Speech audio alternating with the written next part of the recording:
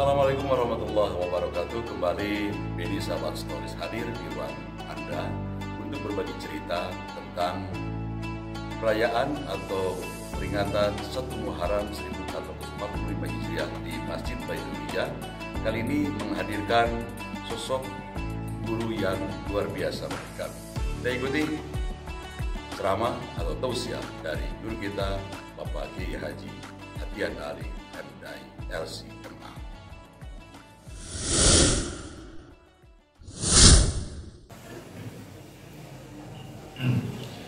Bismillahirrahmanirrahim. Assalamualaikum warahmatullahi wabarakatuh. Waalaikumsalam warahmatullahi wabarakatuh.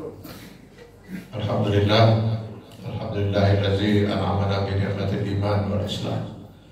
Asyhadu an la ilaha illallah wahdahu la syarika lahu wa asyhadu anna Muhammadan abduhu wa rasuluh. Allahumma shalli wa sallim ala rasulina al-karim Muhammad sallallahu alaihi wasallam wa ala alihi wa ashabihi wa man tabi'ahu bi ihsanin ila yaumiddin, amma ba'd. Bapak Ketua RW yang saya hormati, Bapak Ketua DKM Baitullah, saya hormati Bapak-bapak dan Ibu-ibu hadirin rahimakumullah.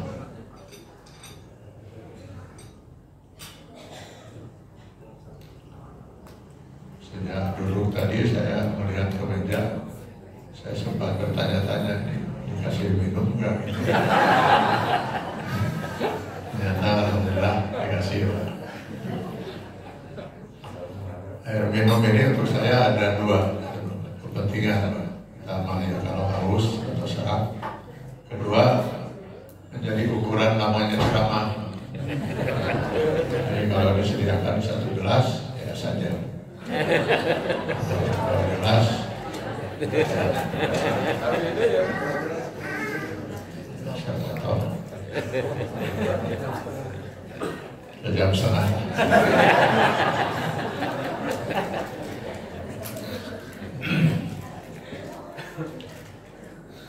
Mohon maaf saya kalau terlambat. Tapi perasaan saya tidak terlambat. Jadi saya berpegang pada pertama saya dihubungi, saya masih simpan WA-nya. Acara saya jam 9. Jadi ketika tadi ditelepon, posisi di mana? Masih di rumah. Ya karena salah parkiran. Dan acara jam 9, jam 9. Saya nggak melihat perubahan berikutnya gitu. Nah yang saya pegang pada waktu WA pertama. Dan yang kedua, mestinya tepat jam 9, Pak. Tapi saya tersesat dulu, Pak. Karena map yang diberikan tidak kecil itu kan alamat lahir. Mungkin karena kita juga mau bicarakan aliran sesat. Karena saya diberi map yang sedikit sesat.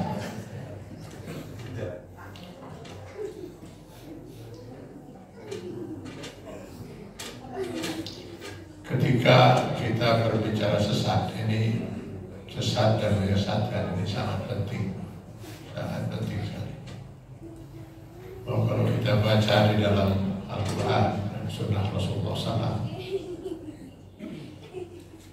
keimanan itu merupakan tiket utama untuk seorang manusia bisa memasuki surga Allah. Tanpa ini, jangan pernah berharap seorang bisa memasuki surga Allah SWT. Keimanan, akidah yang benar, itu tiket utama. Karena itu, setiap manusia yang meninggal tanpa membawa keimanan yang utuh, yang didasari oleh kalimat tauhid la ilaha illallah, maka hilanglah peluang baginya untuk memasuki surga, walaupun hanya 1 detik. Banyak kita akan temukan ayat-ayat Al-Quran yang meyakinkan kita akan hal ini. Di antaranya di Quran surat Al-Bayyinah ayat 6, Innal ladzina kafaru min ahlil kitab wal musyrikin fi nari jahannam khalidina fiha.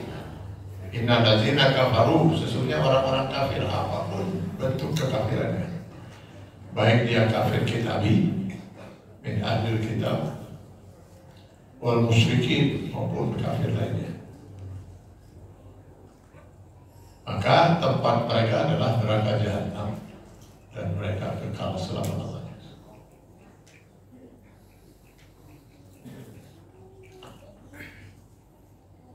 Nah, yang dimaksud dengan mati dalam kekafiran itu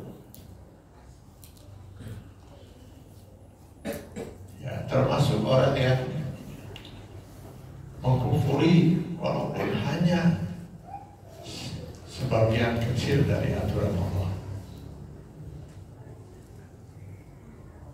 Sebab kalau kita lihat nanti di dalam Al-Quran maupun dalam Sunnah Rasulullah SAW, kita manusia ini oleh Allah hanya diberi hak untuk memilih satu di antara dua, beriman atau kafir. Jelas sekali Allah menyatakan itu di Quran surat Al-Kahfi 29. Wa qulil haqqu min rabbikum faman syaa'a falyu'min wa man syaa'a falyakfur. Katakan Muhammad, sampaikan pada umat, kebenaran yaitu ajaran Islam ini datang dari Allah Tuhan kalian. Yang mau beriman, berimanlah. Yang mau kafir, kafirlah. Pilihannya cuma satu di antara dua. Kalau tidak beriman, ya kafir. Karena itu manusia itu sebenarnya hanya terbagi dua di mata Allah SWT, mukmin dan kafir. Jadi manusia itu kalau tidak mukmin, kafir. Kalau untuk kafir, mukmin. Tidak ada kamus dalam akidah Islam istilah rada kafir. Bapaknya setan, rada kafir sedih. Ada. Alhamdulillah lah saat itu yang bisa mungkin gitu. Mungkin sama istilahnya dengan rada gelok lah. Rada gelok. Maksudnya aku mah nyata gelok-gelok tuh gitu. Rada, tapi gelok-gelok. Jadi rada kafir itu kafir.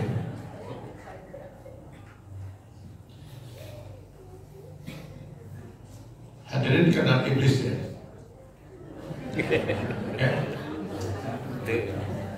Maksud saya tahu cerita tentang iblis? Iya, eta maksudnya yang kenal mau itu.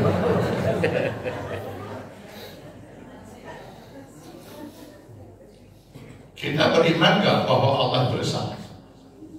Beriman bahwa Allah itu tidak beranak, tidak diperanakan, tidak ada sekutu baginya. Beriman.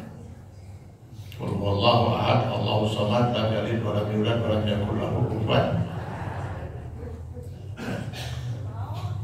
Pernah berjumpa dengan Allah? Pernah melihat Allah ketemu budak? Allah tidak ada sekutu, pernah? Pernah berdialog dengan Allah? Gak pernah.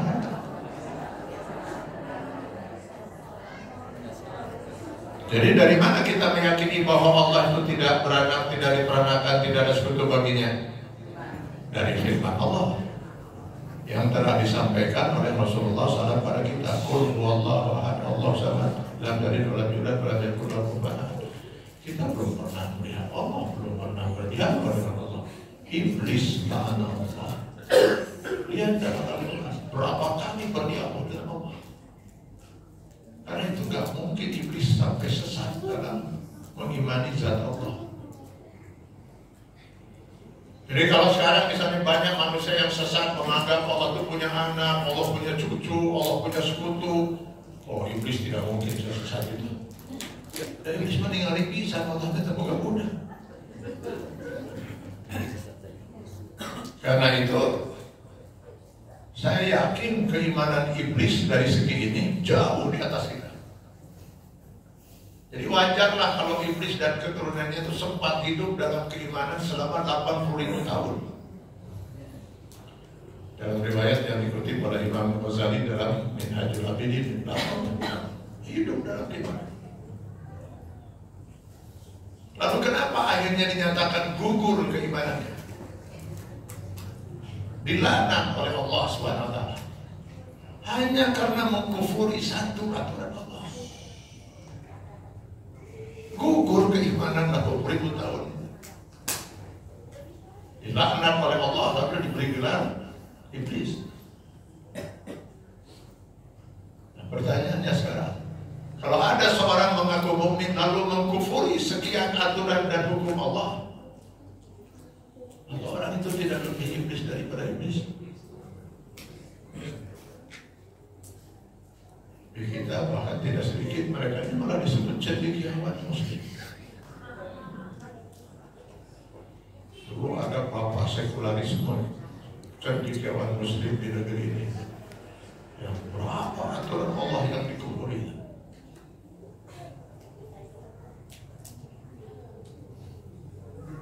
Bahkan dulu ada seorang yang dikenal sebagai kiai. Saya tidak akan pernah nyebut nama-nama mereka karena pasti kenal semua. Karena sangat terkenal itu cendekiawan dan sang kiai. Pernah ada seorang kiai di negeri ini yang sangat terkenal, bahkan pernah mengusulkan agar Al-Baqarah 120 dibuang dari Al-Quran. Alasannya karena ayat inilah yang telah menyebabkan sebagian umat Islam itu tidak bisa toleran terhadap umat lain. Bicara ya ayat. Hebatnya di negeri kita yang begini disebut kiai. Makanya dalam dugaan saya, iblis yang asli itu paling bingung di Indonesia. Iya, apa dugaan itu? Itu kumah jadi karya sih. Saya yang hanya menolak satu aturan Allah saja langsung dilaknat oleh Allah, dinyatakan gugur keimanan 80 hari sekitar.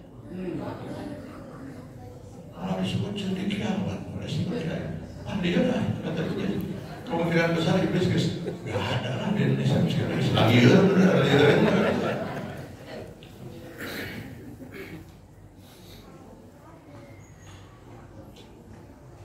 keimanan itu harus utuh. Makanya ketika Bani Israel di zaman Nabi Musa AS itu sudah tidak punya alasan lagi untuk tidak beriman kepada Allah. Sekian bukti sudah dihadapkan pada mereka. Akhirnya mereka menyatakan baik kalau gitu Nabi Musa. Kami beriman kepada Allah dan kami siap melaksanakan semua aturan dan hukum Allah. Selama aturan dan hukum itu sejalan dengan hawa nafsu dan pikiran kami. Jadi mereka hanya akan menerima aturan Allah namun hati akalnya sejalan dengan hawa nafsu. Kalau ada nanti aturan Allah yang tidak sejalan dengan hawa nafsu dan pikiran mereka, mereka akan tolak. Turunlah ayat 85 Al-Baqarah. Afatu'minuna bi ba'dil kitab wa takfuruna bi ba'd? Adakah dengan demikian kalian hanya akan mengimani sebagian aturan Allah lalu mengkufuri sebagian aturan Allah lainnya? Tidak bisa, kata Allah. Terima aturan Allah sepenuhnya atau tidak sama sekali. Soal bahwa kita belum mampu melaksanakan aturan dan hukum Allah itu sepenuhnya, itu persoalan lain. Insya Allah itu dosa lah gitu ya.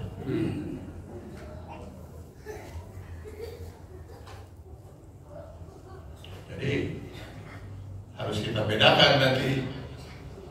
Adam dan Hawa pernah melanggar aturan Allah. Dilarang makan buah hudi, mereka memakannya. Melanggar larangan. Iblis pernah melanggar aturan Allah, disuruh sujud, menolak. Kenapa iblis dilaknat, Adam dan Hawa diampuni?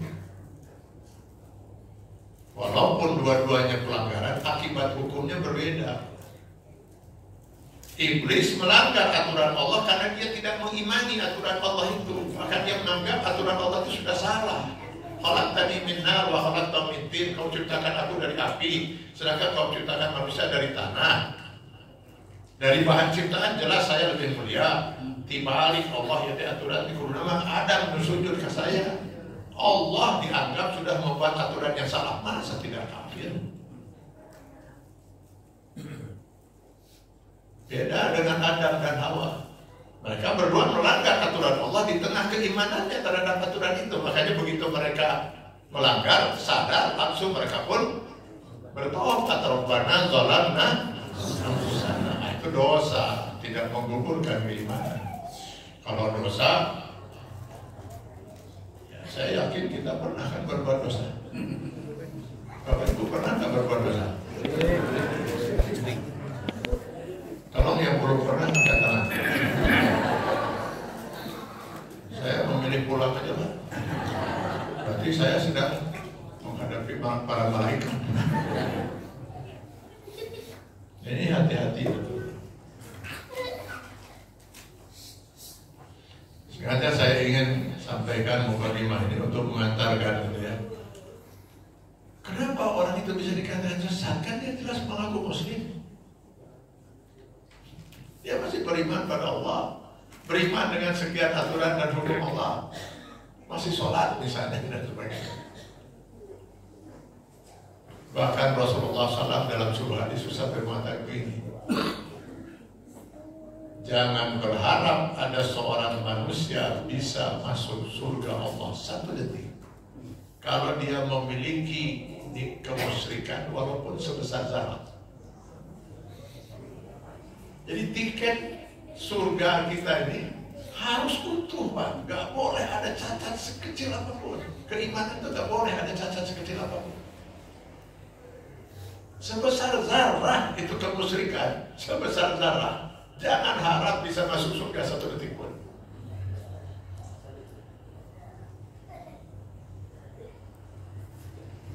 Ini pernah jadi ngaruh lagi ya Pak.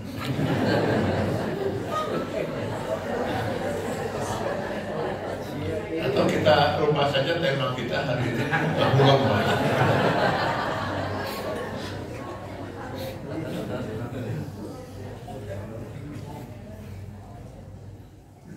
Ini Bapak-Bapak dan Ibu yang saya hormati, sesuai tadi yang disampaikan oleh Bapak Ketua DKM, ya memang ada baiknya di satu Muharram kali ini kita berbicara tentang masalah ini. Masalah tiket kita untuk masuk ke surga Allah Subhanahu wa Ta'ala. Masalah akidah, masalah keimanan. Terlebih lagi karena begitu luar biasa banyaknya aliran-aliran sesat yang ada di negeri ini yang begitu luar biasa bersemangatnya mereka untuk menyesatkan akidah umat ini. Nah, berbicara aliran-aliran sesat ini, seringkali ada ungkapan seperti begini, terutama dari mereka yang divonis sebagai aliran sesat. Apa hak kalian untuk menyatakan kami sesat? Apa hak majelis ulama? Kata Panji Gumilang nanti. Sudah lihat kita. Apa hak majelis ulama? Majelis ulama kan cuma ormas. Apa haknya untuk menyatakan kami sesat?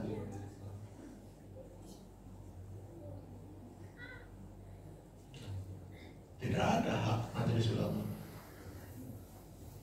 Dan tidak ada hak seorang ulama pun untuk menyatakan seseorang atau sekelompok orang itu sesat. Jangankan ulama, Rasulullah SAW pun tidak menyatakan.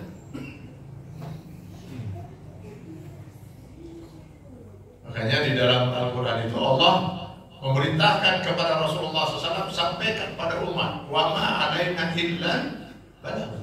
Tidak ada kewajiban bagi kami, kata Rasulullah, kecuali sekedar menyampaikan. Tugas Rasulullah menyampaikan firman Allah kepada umat. Yang berhak menentukan apakah seseorang atau sekelompok orang itu sesat atau tidak, hanya Allah.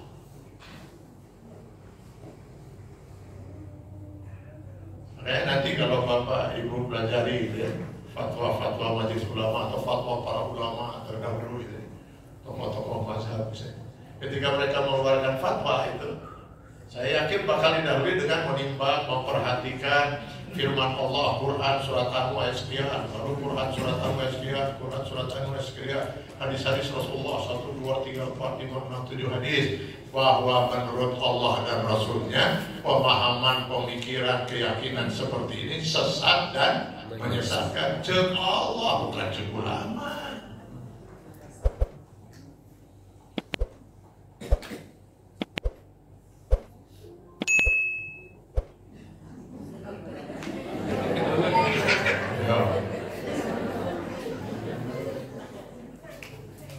Makanya di dalam suatu kesempatan dalam hadis diriwayatkan pernah Rasulullah SAW di depan para sahabat, beliau membuat garis lurus itu, di atas pasir, buat satu garis lurus.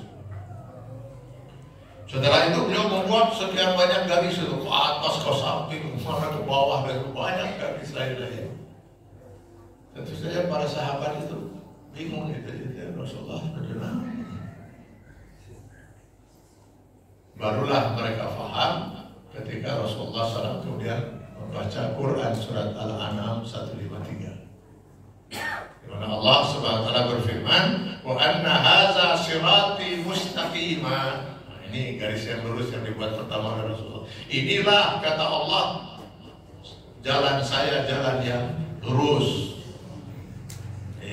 Jalan Allah itu cuma satu yang lurus itu. Siratal mustaqim.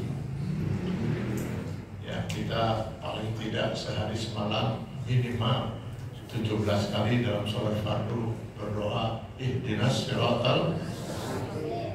Maka kata Allah fattakhizuhu, ambillah, fattabi'uhu, ikutilah. Wa hadza siratal mustaqim fattabi'uhu, ikutilah jalan yang lurus satu ini. Wala tattabi'us subul, jangan mengikuti jalan-jalan yang lain. Yang banyak itu tadi yang ke atas ada itu yang Rasulullah buat itu. Karena semua jalan itu fatafarraqa bikum an sabili, akan menyesatkan kalian dari jalan Allah. Jalan Allah itu cuma satu. Semua jalan-jalan itu sesat. Semua jalan yang berbeda dengan jalan yang satu yang garis lurus itu tadi sesat. Siksa itu cek Allah.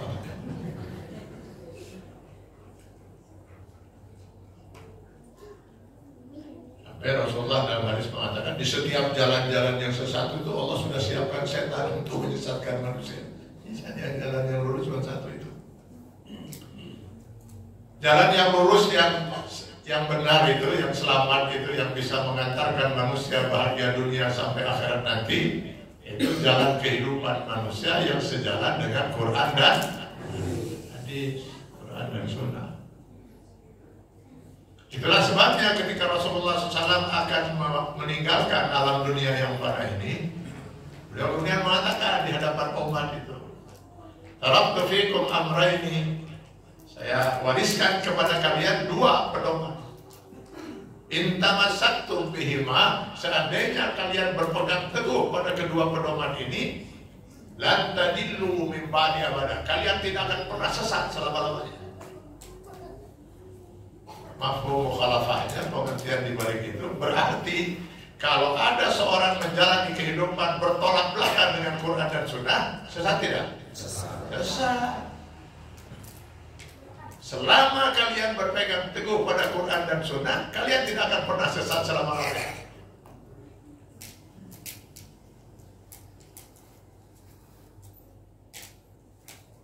Karena itu sebenarnya dengan mudah kita harusnya bisa membedakan mana yang sesat, mana yang tidak.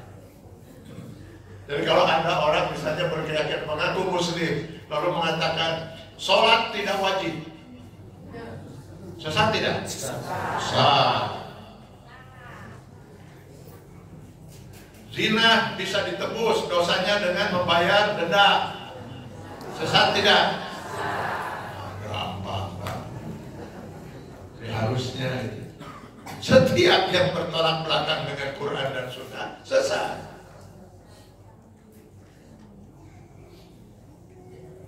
Maka atas dasar inilah kita kemudian menyatakan, oh, pemikiran, pandangan, keyakinan seperti ini sesat. Itu yang pertama. Yang kedua, ini yang seringkali membingungkan pada umat untuk kasus yang sekarang sedang ramai dibicarakan ini tentang pesantren. Kok bisa ada sebuah pesantren mengajarkan ajaran sesat? Lalu kenapa bisa dibiarkan sampai hampir 30 tahun? Nah, itu yang kadang-kadang membingungkan untuk sementara masyarakat yang tentu pahamnya bahwa itu adalah pesantren.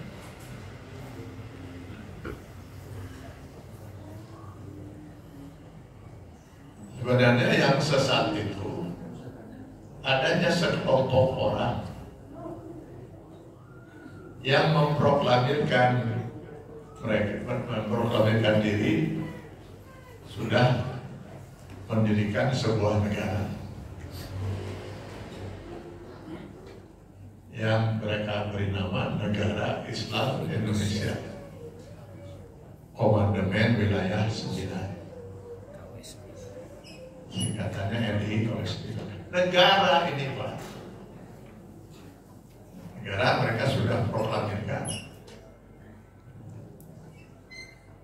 lengkap dengan sistem pemerintahan, struktur pemerintahan, lalu wilayah negara mereka sudah ditetapkan juga. Dalam rencana mereka yang akan menjadi ibu kota negara itu, ya sekitar Al-Zaitun itu, Indramayu. Makanya kenapa di sana dibangun perumahan? Rencananya akan bangun airport. Lalu negara ini kemudian mendirikan sebuah pesantren yang diberi nama Pesantren Al-Zaitun. Yang jadi persoalan itu si NII KW9-nya itu.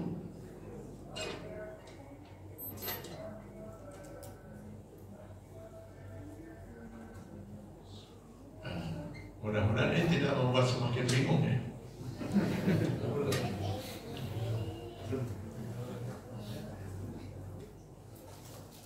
Jadi saya kembali tadi bahwa sesat dan tidak sesat itu ukurannya adalah cocok atau tidak dengan Quran dan Sunnah. Dan di negeri ini karena mayoritas Muslim, maka aliran sesat itu paling gigih ada di negeri ini. Dan paling banyak aliran sesat itu ada di Jawa Barat. Kenapa Jawa Barat, Pak? Jawa Barat itu diakui oleh semua orang pusat gerakan Islam Jawa Barat. Karena itu mereka yang ingin menyesatkan umat Islam, mereka harus fokus di Jawa Barat. Kristenisasi ini gejalanya Jawa Barat. Dulu kami pun di Forum Ulama Umat Indonesia itu pernah bertahun-tahun mencoba menangani arus kristenisasi di Jawa Barat. Kita sudah petakan itu ada 90 titik daerah rawan pemurtadan kristenisasi di Jawa Barat. Yang sempat jebol juga di daerah Cianjur.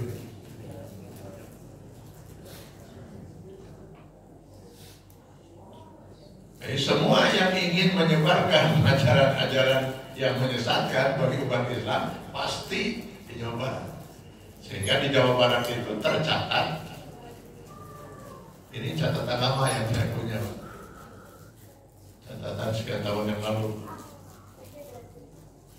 Di Jawa Barat itu tercatat ada 250 aliran. Jawa Barat ya Pak, adalah orang urusan aliran sesat mah.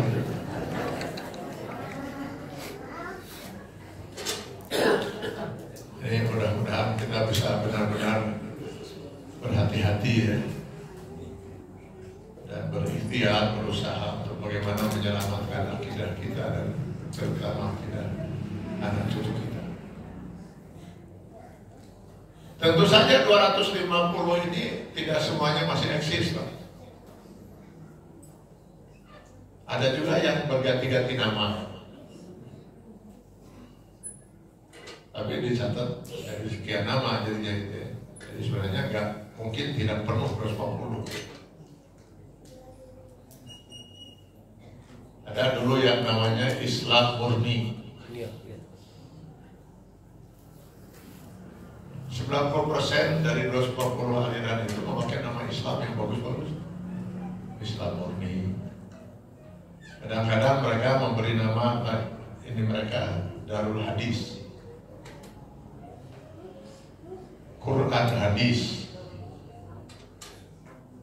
Jemaahnya itu dengan bangga memakai rencana QH, singkatan Quran Hadis, untuk menunjukkan bahwa dari semua kelompok Islam yang ada, mereka lah yang paling murni dan paling taat pada Quran dan hadis. Tahun 60-an belum memasyarakat jilbab, mereka sudah pakai jilbab katanya. Belum banyak orang yang pakai celana cingkrang, mereka tahun 60-an sudah pakai. Islam murni untuk Quran hadis teh. Pimpinannya di Jawa Barat namanya Wahyu.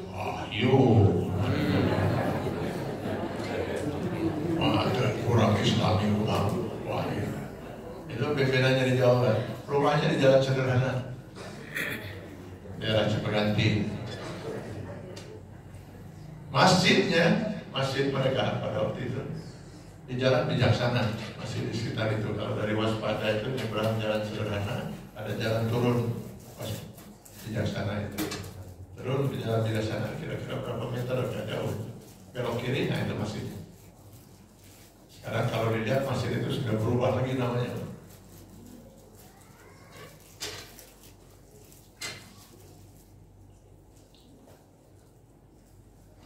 Waktu Pak Dada jadi wali kota, sempat akan meresmikan renovasi masjid itu dengan nama yang sudah berubah. Bereaksi masyarakat, lapor pada saya. Kayaknya saya telepon Dada. Ini sekedar informasi saya sampaikan sejarah masjid ini, siapa yang apa dan siapa. Maka telepon pada Dada. Oh, itu mau itu terjadi. Tahun 65 meletus dia 30 SPKI. Pak Wahyu dan 2 tokoh lainnya ditangkap. Ternyata gembong PKI. Gembong PKI, organisasinya namanya Islam Murni. Gimana orang tidak tersesat?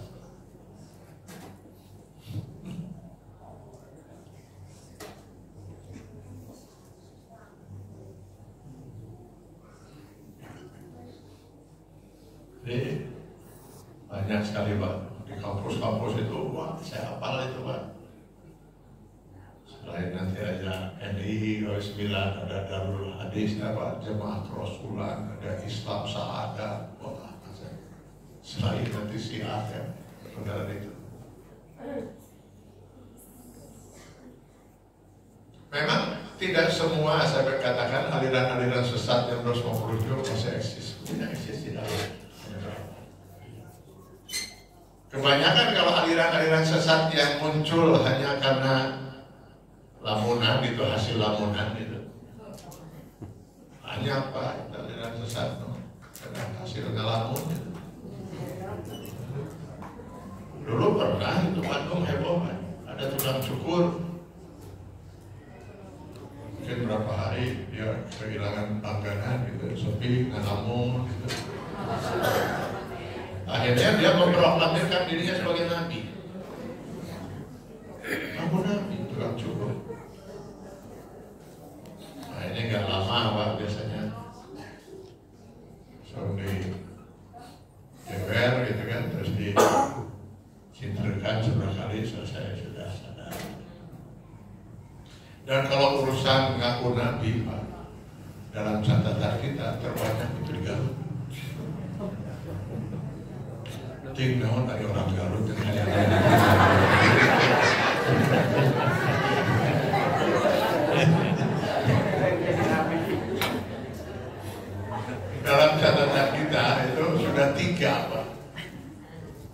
Nabi yang muncul di Garut itu.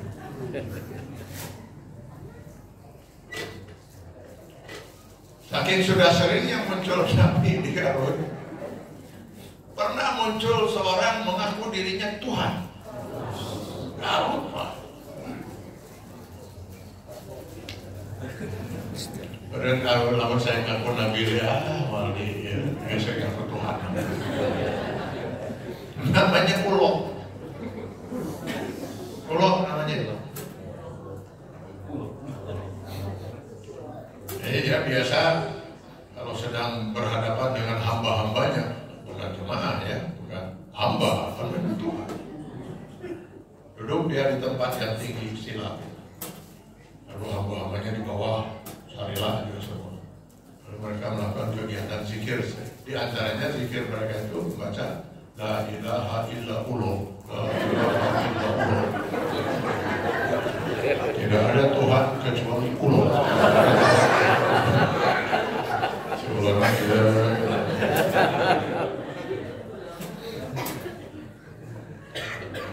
Nah, saya minta anak-anak FU jangan Tuhan Allah. Sampai di Garut seperti biasa saya minta pada teman-teman itu untuk selalu koordinasi dengan aparat. Saya sampai di Garut koordinasi dengan aparat, mereka telepon. Oke, kata aparat, Tuhan Pulau sedang di Bandung malah. Susul, saya bilang jangan Nabi kamu panggil dengan Tuhan. Alhamdulillah ketemu di Bandung, Pak, di Jalan Riau 11. Dirawat. Orang dari Tuhannya Tuhan Pulau GO.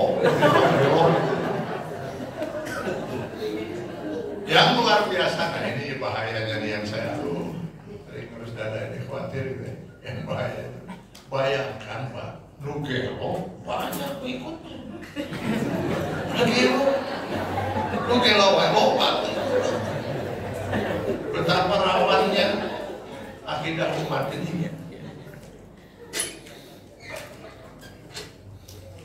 Jadi yang begini-begini biasanya nggak lama bertahan. Lalu juga ada seorang wanita gitu ya, stres. Terus ketemu mungkin dengan juri gitu. Lalu juri gitu dianggap malaikat Jibril. Lalu para pengikutnya ada dia di darunggulan gitu ya. Sesuai dengan firman Tuhan yang dia terima lewat malaikat Jibril. Ini juga akhirnya di JWR terus masukin ke udah hilang. Yang begini-gini aman. Insyaallah melalui lalu murna gitu. Nah yang bertahan dan berbahaya gitu ya. Itu yang sangat berbahaya, semua juga berbahaya. Yang sangat berbahaya dan bisa bertahan itu aliran-aliran sesat yang memang diciptakan oleh sebuah kekuatan. Nah ini biasanya yang bertahan. Contohnya Syiah. Ini aliran sesat tertua. Umurnya sudah berapa abad? Ya dari umur Islam di bawah Rasulullah SAW. Syiah itu muncul hanya beberapa tahun setelah Rasulullah wafat. Kalau kita baca di buku Majelis Ulama Indonesia itu ada sebagian ulama menyatakan muncul di zaman Khalifah Utsman, ada yang mengatakan di masa Khalifah Ali radhiyallahu anhu. Ya itu sudah 16 abad. Bertahan, kok bisa bertahan sampai berabad-abad gitu? Loh yang menciptakannya semakin eksis, Yahudi. Semua lah orang-orang itu apa? Itu diciptakan oleh Yahudi lewat figur mereka Abdullah bin Sabah. Nah, sekarang habislah umat Islam diobrak-abrik. Irak sekarang seperti apa nasibnya? Amerika yang memang dikendalikan Yahudi yang juga mengendalikan itu semua. Saddam Hussein dihabisi sampai dihukum gantung. Sekarang yang mau memimpin Irak dan Rusia. Kenapa Saddam Hussein harus dijatuhkan? Nah, sekarang ini yang dituntut oleh orang-orang Amerika yang anak mereka menjadi tentara korban di Afghanistan, di Irak. Untuk apa anak kalian jadi korban? Katanya ada senjata pemusnah massal. Tidak ada senjata pemusnah massal. Jadi untuk apa kita perang di Irak itu? Sekarang lihat nasib Libanon, nasib Yaman. Oh, ada orang teman di sana. Memang itu diciptakan untuk menghancurkan kekuatan manusia. Ahmadiyah sudah berapa lama umurnya? Dilarang bagaimanapun juga, termasuk kita punya di Jawa Barat di zaman Pak Gubernur Pak Aher membuat tambahan aturan perda. Bahwa mereka bukan hanya saja tidak boleh menyebarkan, tidak boleh memasang pelang gitu di dalam perda Jawa Barat. Tidak boleh memasang pelang Ahmadiyah. Tidak boleh mereka ceramah misalnya mengeluarkan pakai sound system keluar. Tapi tetap saja yang menciptakannya kolonialisme Inggris. Termasuklah Al-Zaitun. Kok bisa bertahan 30 tahun dengan ajaran sesat itu? Pertanyaannya siapa yang menciptakan?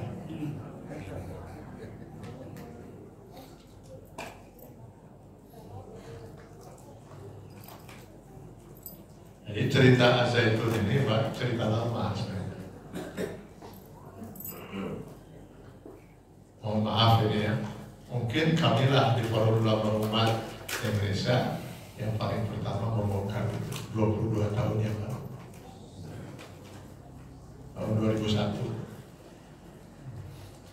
Berawal dari adanya laporan, pengaduan, baik dari korban yang ada di teritorial, rakyatnya itu, yang terdiri dari buruh, karyawan, mahasiswa, bukan santrinya. Kalau santrinya kan baru-baru gitu, mereka belum ada lulusan Al-Zaitun. Korban dari, atau juga korban dari Al-Zaitun, mantan guru-guru mereka di Al-Zaitun. Nah, itu takut pada kita. Bukan hanya mantan-mantan korban yang ngadu, orang-orang tua korban, yang anak-anaknya jadi korban. Berdatangan mereka kita ngadu itu. Jika kita kewalahan itu kita selalu siap gitu ya.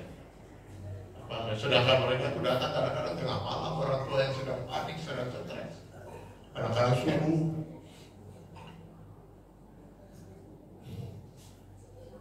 Karena itu akhirnya saya umumkan di radio PRFM. Waktu itu saya kebetulan mengisi acara di PRFM. Saya umumkan kepada para korban, para orang tua yang anaknya jadi korban NII KW9. Saya tunggu hari Ahad jam sekian di Masjid Al-Fajar, masjid samping rumah. Allahu Akbar. Penuh itu masjid baru. Dan masjid itu menjadi saksi balutan tangis manusia. Orang-orang tua yang stres, yang panik, yang macam-macam. Dari semua yang ini yang masih saya ingat, walaupun sudah 22 tahun, salah seorang tua yang anaknya jadi korban itu, seorang pejabat di Kanwil-Dikbud Jawa Barat. Dia datang dengan istrinya. Dan dia bercerita, dia punya anak 3. Yang paling besar wanita, mahasiswi tingkat akhir di Unpad. Yang kedua laki-laki, mahasiswa Politeknik ITB Cibarengga, yang sekarang namanya Polban. Yang ketiga perempuan lagi, jadi 2 perempuan, 1 laki. Si bungsu ini mahasiswi LPKIA, Jalan Soekarno-Hatta kalau salah. Tiba-tiba tiga-tiganya hilang, meninggalkan rumah. Ya, kalau meninggalkan rumah sejam 2 jam, sehari 2 hari mungkin masih ada kumaha orang tua. Sebulan, 2 bulan, gak ada berita. Pergi ke Unpad, tanya ke Unpad, kata Unpad, menurut laporan dari fakultasnya, gak pernah kuliah lagi. Bisa dibayangkan oleh bapak dan ibu bagaimana paniknya orang tua. Sampai 3 bulan belum ada berita apakah anak kami masih hidup atau sudah mati. Kalau nggak ada berita, tanya teman-teman kuliahnya, ya nggak pernah datang kuliah. Kami coba telepon ke HP, nggak ada. Mungkin sudah ganti nomor. Akhirnya si bapak itu memang sudah nggak bisa berpikir normal lagi, stres. Bagaimana dia mau kerja dengan pikiran seperti itu? Masuk kantor, nanti dengar lagi ibunya, Pak, sudah ada berita anak kita atau tidak? Jadi deh ibunya, gimana mau kerja? Dia mengajukan pensiun dini. Di bulan keempat barulah muncul 3 anak itu, barulah muncul. Ditanya oleh ayahnya, dari mana kalian? Tega-teganya kalian menyiksa orang tua sampai seperti ini. Lalu ibunya nambahin lagi, asal kalian tahu bapak sudah pensiun ini. Dari mana kalian? Nah, ada yang mau ngomong 1 tahun. Lalu si ayahnya mengatakan saking kesal gitu, harus saya pukul kamu supaya kamu mau ngomong. Nah, baru yang anak laki bicara, jangan pukul, bunuh kami tidak akan ngomong. Apa perasaan orang tua? Kenapa bisa begitu, Pak? Jadi mereka ini, Pak, para korban itu ngadu pada kita. Saya masih ingat ada seorang wanita baru lulus SMA, namanya Gina. Itu pernah saya tampilkan di waktu 22 tahun yang lalu di Metro TV, Pak. Salah satu korban. Saya juga pernah muncul, Pak, di Metro TV dengan wajah yang saya juga gak suka melihatnya. Saya lagi nangis, Pak. Batin saya betul-betul luka melihat semuanya. Ya Allah, tiap hari harus menghadapi orang tua yang stres dan sebagainya. Nah, biasanya menurut laporan si Gina dan beberapa korban lainnya, ini saya nggak bicara dulu yang di Al-Zaitun ya, yang santri-santri. Ini bicara yang NII-nya. Yang saya katakan tadi kebanyakan buruh, karyawan, mahasiswa, anak SMA, anak SMP pun ada. Itu Gina itu ayahnya sempat kita angkat menjadi ketua himpunan, apalah namanya waktu itu, himpunan orang tua korban NII kalau saya bilang, kita akan jadi ketuanya. Jadi cerita si Gina itu, dia sedang ngaji di Pusdai. Banyak korban itu kenanya di Pusdai. Jadi jangan dikira para korban itu orang-orang yang gak mengerti sama sekali Islam. Justru mereka direkrut itu kebanyakan di masjid-masjid. Ini nanti mungkin saya ingin memberikan pesan tersendiri di akhir nanti, bahwa mungkin ada juga kekeliruan dalam dakwah kita selama ini. Lagi ngaji di Pusdai, didatangi oleh mereka. Sedang apa? Mufti di sini. Sedang ngaji. Ngaji apa? Yang belajar tentang Islam, tentang ceramah dan sebagainya. Untuk apa? Untuk apa? Ya untuk diamalkan. Bagaimana mungkin Mufti akan mengamalkan Islam di negara kafir seperti ini? Nah, biasa gitu cara pendekatan mereka. Kalau mau melaksanakan ajaran Islam, ya harus di negara Islam. Dan negara Islam di mana? Oh, udah ada. Cuman kita belum terbuka. masih kahfi, istilah mereka itu kahfi itu gua.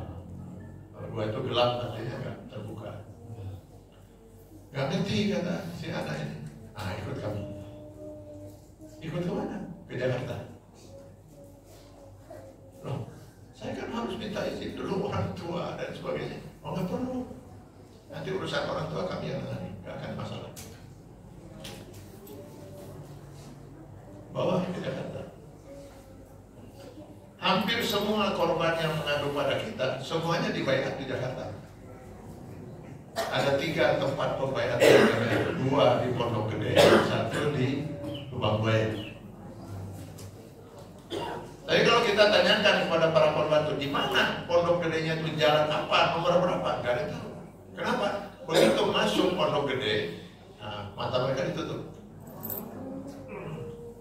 Mata mereka ditutup, itu di mobil itu.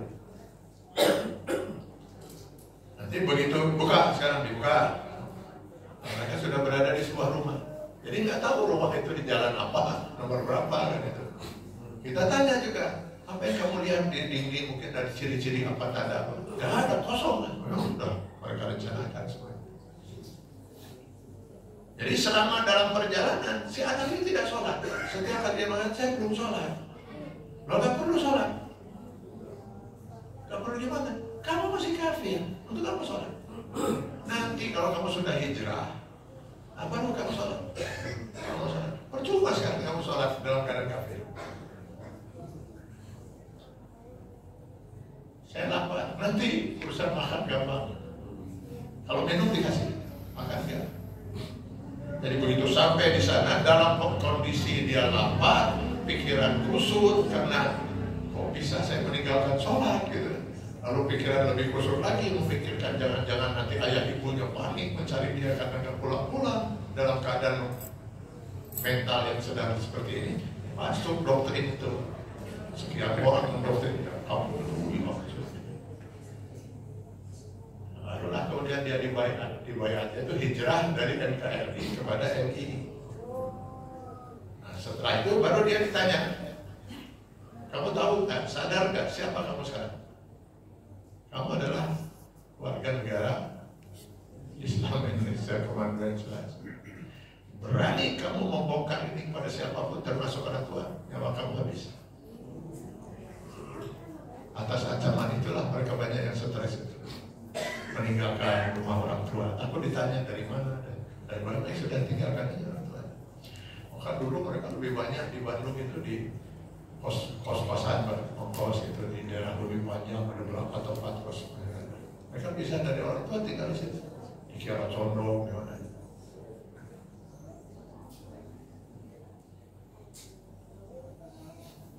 Kembali ke cerita si bapak itu.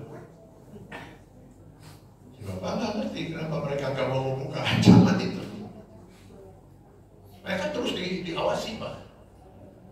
HP mereka diawasi terus. Ada di posisi mana, sedang mana, kami sedang ada di sini, ada di sekitar rumah Anda. Jangan coba-coba begitu. Memang masalah selalu diawasi. Jadi kata si ayahnya, sudahlah, coba kalian ambil dulu, ayo kita sholat berjamaah. Pikir orang tuanya, mudah-mudahan kalau mereka sudah sholat, mereka mau terbuka cerita dari mana dan bagaimana, apa yang terjadi dan tambah terkejut si orang tua ketika anaknya mengatakan, kami tidak bisa lagi sholat dengan ayah dan ibu. Loh kenapa? Ayah dan ibu masih kafir. Bisa terbayangkan bagaimana hancurnya perasaan orang tua. Sampai si ibu itu, ibu mereka hadir, sampai cerita sambil menangis saja gitu, ya Allah. Ustaz katanya, saya yang mengandung mereka, saya yang melahirkan mereka dengan perjuangan hidup dan mati, menyusukan mereka, membesarkan dan mendidik mereka bersama ayah mereka. Ketika mereka sebentar lagi hampir menjadi sarjana tiga-tiganya, kami sedang asik sujud syukur, tiba-tiba hilang. 4 bulan baru muncul hanya untuk mengkafirkan kami.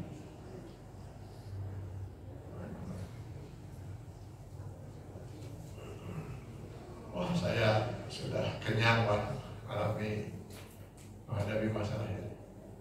Rumah saya itu sudah biasa tengah malam digedor oleh orang tua yang panik, nyari orang anaknya, lapor ke polisi mau nyari di mana.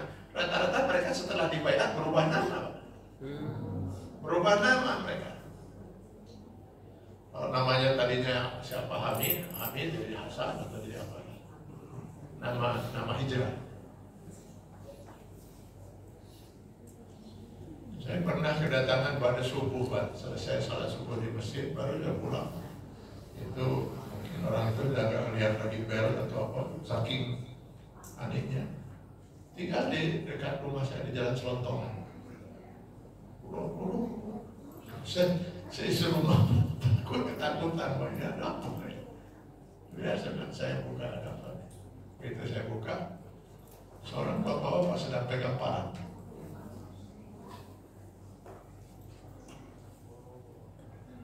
Ada apa-apa, saya bilang, silakan masuk. Saya nggak lama. Saya datang ke sini hanya sekedar bertanya dan minta fatwa dari kiai. Apakah pemimpinnya itu sudah halal darahnya? Kalau Bapak katakan halal, hari ini juga saya bunuh dia. Orang sudah panik.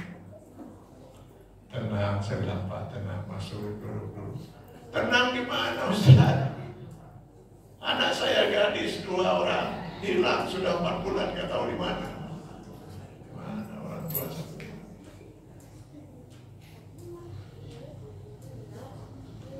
Jadi waktu 22 tahun yang lalu itu kita menemukan ada 9 ajaran sesat mereka.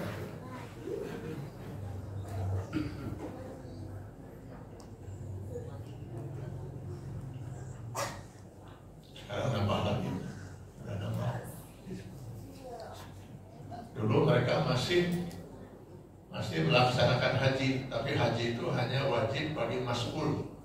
Mas'ul itu para pejabat mereka itu sampai tingkat gubernur itu wajib. Di bawah nggak wajib haji.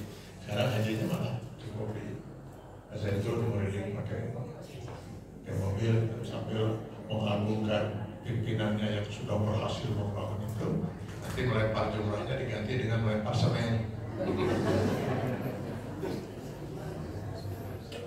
Jadi kalau kita perhatikan dari seluruh ajaran sesat mereka ini, bagaimana ajaran Islam itu dirubah supaya bisa menjadi duit oleh mereka. Semuanya serba duit.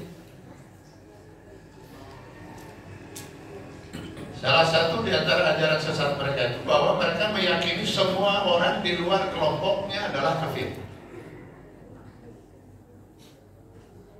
Jadi kalau sekarang manusia yang hidup sekarang itu berapa 7 miliar di dunia ini, cuma mereka saja yang muslim, nomor seberapa 7 miliar. Lebihnya kafir semua, termasuk orang tuanya.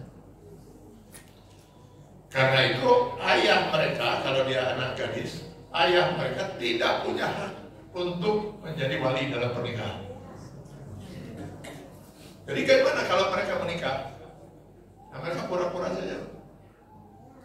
Dinikahkan oleh ayahnya, nikahkan, catat, dikawal, ya, sekedar bisa. Tapi malam itu mereka tidak akan pernah melakukan hubungan suami istri. Belum sah. Masa walinya kafir, ayah mereka kan kafir. Baru sah nanti mereka dinikahkan oleh imam mereka. Ya tidak harus sampai imam tertinggi, Pak. Bisa imam. Kan mereka sudah negara, Pak. Jadi sudah ada tingkatan mulai dari gubernur, wali kota, bupati, camat, lurah, sudah ada itu. Dan mereka pakai nama-nama nabi. Saya lupa lagi urutannya. Ada Nabi Ibrahim itu kalau nggak salah lurah, Nabi Musa, camat. Nama-nama nabi.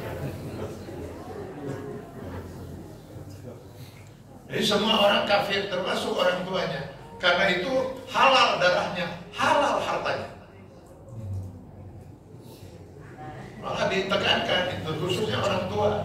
Orang tua kalian tuh masih kafir. Ringankan dosanya di hadapan Allah dengan cara apa? Ambil hartanya. Rata-rata orang tua yang anaknya jadi korban NI KW9 bangkrut, Pak. Bangkrut itu.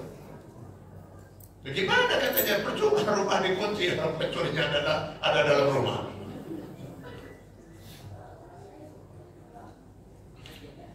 Saya pernah sampai datang ke Subang, Pak, karena terjadi gejolak lagi di Subang. Banyak orang tua yang panik. Kenapa?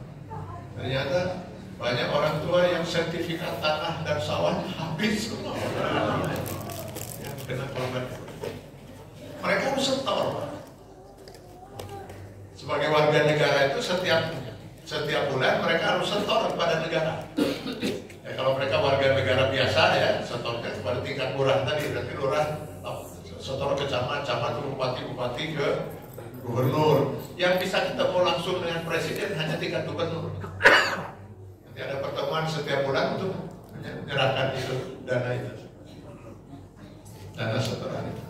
Dulu tahun 2001, 22 tahun yang lalu mereka ditetapkan dana setoran itu 800.000. Belakangan sudah 2 juta. Loh, dari mana mereka punya uang itu? Itu paling apa saja harus mereka lakukan. Padahal kebanyakan mereka itu, ya tadi saya katakan buruh, karyawan, mahasiswa.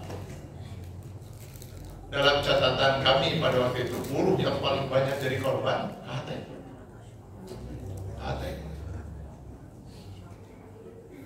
Itu ratusan kena itu. Mahasiswa yang paling banyak jadi korban dalam catatan kita waktu itu ya, 22 tahun yang lalu, ITB. Kalau Bapak Ibu sempat membaca di Pikiran Rakyat, waktu itu diberitakan ada 200 orang tua mengadu kepada Polda Jawa Barat terkait dengan 200 anak mereka yang di-DO oleh ITB karena mengikuti aliran ini. Mereka dikeluarkan, sudah tidak sekolah, tidak kuliah, SPP tidak dibayar, disetorkan pada negaranya. Ada dulu orang tua, satu korban itu mahasiswa tingkat akhir, kalau nggak salah teknik mesin ITB. Tinggal skripsi, dia sudah keluar atau dikeluarkan karena sudah terganggu jiwanya. Orang tuanya datang menemui dekannya. Dekan, tolong anak saya jangan dulu di DO, tinggal skripsi. Anak saya sedang punya masalah. Kata Pak Dekannya, selama saya jadi dekan, anak Bapak Ibu gak akan saya DO. Saya paham betul apa yang sedang terjadi, karena anak saya juga sama korban ini. Kalau anak dekan itu saya nggak tahu gimana selanjutnya. Tapi kalau anak yang Bapak ini yang sudah tinggal skripsi ini, karena terus komunikasi dengan saya, hanya mereka menyampaikan, ya anak akhirnya di DO. Malah kami sudah menyerah saja kepada ITB, nggak apa-apa. Nah, gimana lagi? Akhirnya apa yang dilakukan oleh orang tuanya? Diberikan kios di daerah di Kosambi, pasar Kosambi. Diberikan kios, jualan beras. Calon sarjana ITB habis.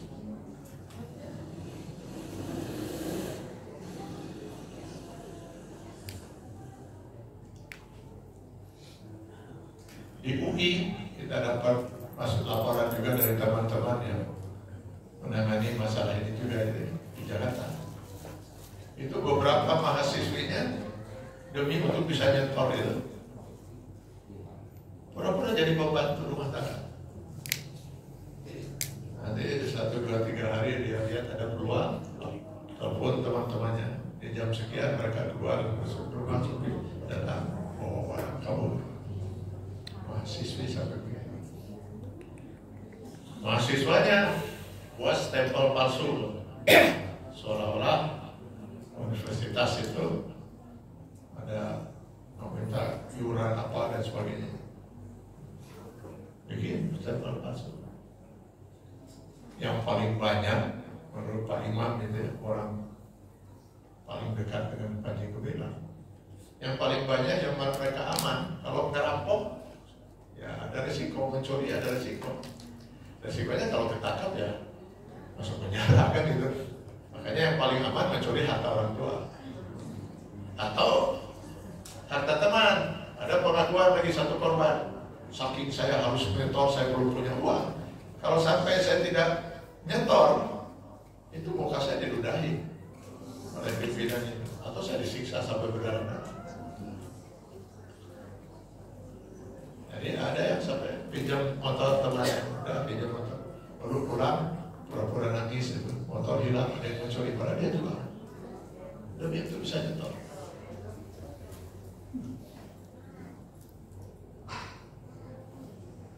Di Lewi Panjang itu kita pernah gerbek gitu ya, satu tempat kosan mereka itu ruangan hanya 4x6 gitu, 4x6 atau 6x16 sekitar itulah.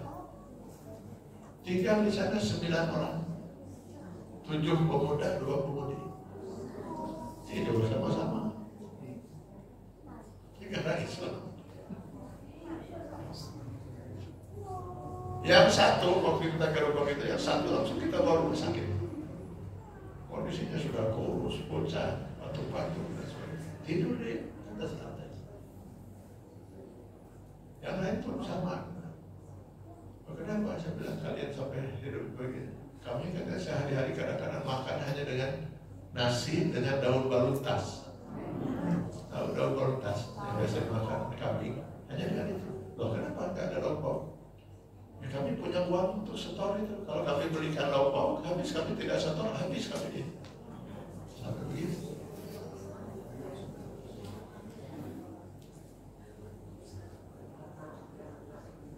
Ini kenapa bisa begini, saya nggak habis pikir. Beberapa di antara korbannya itu pernah kita bina Pak di FUI. Kita bina, bahkan akhirnya kita libatkan dalam kegiatan FUI. Terus saya bilang, coba kamu bina para pemuda di sini seperti itu Pak. Coba bisa nggak ya? Tapi dalam kebenaran sampai orang rela mengorbankan sampai tidak makan gitu untuk berjuang gitu istilahnya. Nggak bisa Pak, di dalam kebenaran lo perlu dalam kebatilan gitu.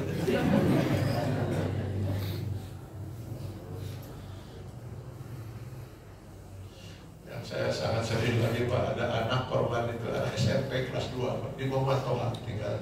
Ibunya karyawati di Pemda Kota Madia Bandung.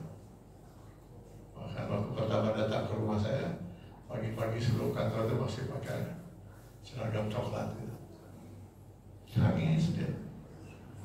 Saya kesini katanya atas arahan dari seorang dokter di RSIS, dokter jiwa.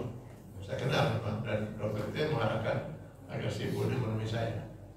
Jadi anak jadi korban ini sudah dibuang juga, sudah stres.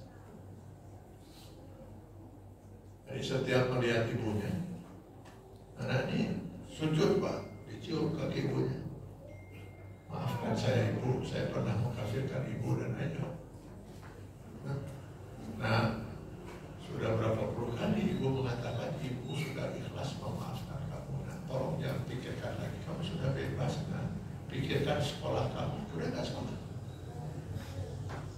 Makanya si dokter jiwa itu kemudian menyarankan, coba saya dibantu oleh Pak Tiana, yakinkan anak ini bahwa dari segi agama dia sudah bebas. Kalau nggak susah saya ngobatinya. Nanti saya pulang katanya dari kantor gitu, dia lihat saya lagi, cium lagi nanti saya, ibu maafkan saya, bu. Kalau ibu nggak maafkan, gimana nasib saya nanti di akhirat? Sehari bisa sampai sekian kali dia cium lagi, lama-lama saya bisa gila kayak ini. Hancur kita Pak. Jadi kalau kita perhatikan, semua ajaran yang mereka tanamkan ke dalam warga negaranya, kelompoknya, itu bagaimana Islam itu bisa jadi duit. Di samping dia harus setor per bulan, zina itu didorong Pak untuk berzina. Kenapa? Ya tinggal bayar bulan. Kalau 22 tahun yang lalu, 2001, dendanya itu ditetapkan oleh pemerintah Pak, oleh kepala negara, tetapkan 200.000. Jadi nanti kalau dia misalnya habis berzina, lapor kepada pimpinannya tingkat apa, dia lurah atau tingkat camat, lapor, saya baru zina. Yang sah zina lah. Perempuan di luar kelompok, oh berarti dengan wanita kafir. 200.000. Ya 200.000. Kau zina dia kan itu. Karena asal bukan duit 200.000, buru-buru zina. Udah langsung bebas dosa. 200.000 itu kalau berzina dengan wanita di luar kelompok, artinya wanita kafir. Tapi kalau berzina dengan sesama MI KW9, boro-boro gratis, Pak. Lebih mahal 50.000. Jadi bayarannya 250.000. Nah, dengan sesama kelompok jadi lebih mahal. Mereka menginginkan kalau bisa, kalau mau berzina itu dengan wanita di luar kelompok. Sehingga kalau terjadi misalnya kehamilan, tinggalkan, selesai. Tapi kalau sekarang berzina dengan sesama kelompok, hamil, kan tidak perlu tanggung jawab. Beresiko, makanya dendanya ditinggikan. Itu dulu 2001, konon sekarang sudah 2 jutaan dendanya itu. Untuk zina. Untuk semua jenis dosa apapun, itu tidak bisa diterima taubat oleh Allah kecuali harus bayar sedekah istighfar. Istilah mereka itu sedekah istighfar. Bisa ngawadul, kemarin kemana? Terus dia bohong. Aduh, saya bohong. Ngadap ke imamnya, saya barusan bohong. Bohong naon? Ya saya bilang ini pada saya itu. Ya, berapa hari ditetapkan itu? Sedekah istighfar. Jadi semua harus jadi duit. Yang saum Ramadannya misalnya terhalang berapa hari, wanita misalnya atau orang sedang musafir atau apa, maka dia tidak wajib qada. Tidak ada qada. Cukup bayar denda, bayar beli itu duit semuanya. Duit semuanya. Ditetapkan juga oleh negara berapa-berapanya. Ini semuanya serba duit. Nah, gimana mereka harus mengumpulkan duit sebanyak itu padahal buruh, karyawan, mahasiswa. Saya katakan tadi kalau bisa mencuri. Saya pernah ada anak gadis itu sampai 1 jam Pak menangis di depan saya. 4 tahun dia masuk dalam kelompok itu. Di depan saya nangis sampai 1 jam itu. Saya enggak bayangkan Ustaz, apa saya ini bisa diampuni dosa saya. Selama 4 tahun di otak saya itu hanya bagaimana bisa mencuri yang tidak ketangkap oleh polisi, oleh aparat, oleh masyarakat. Jadi saya harus stop. Jadi setiap hari itu yang saya pikirkan apa, lihat barang orang lain itu udah hebat Pak ini ya, doktrinnya luar biasa.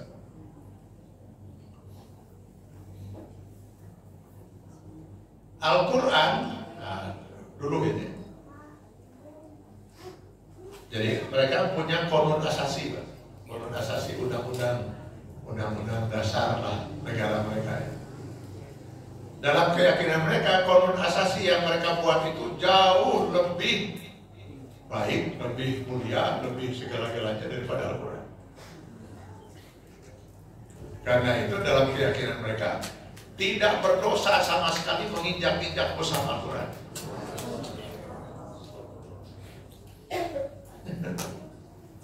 Kalau sekarang katanya Al-Quran bukan firman Tuhan, tapi itu ucapan Nabi.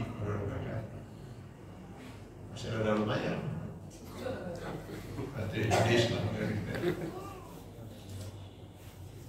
Sholat aktivitas, nah itu istilah mereka dulu.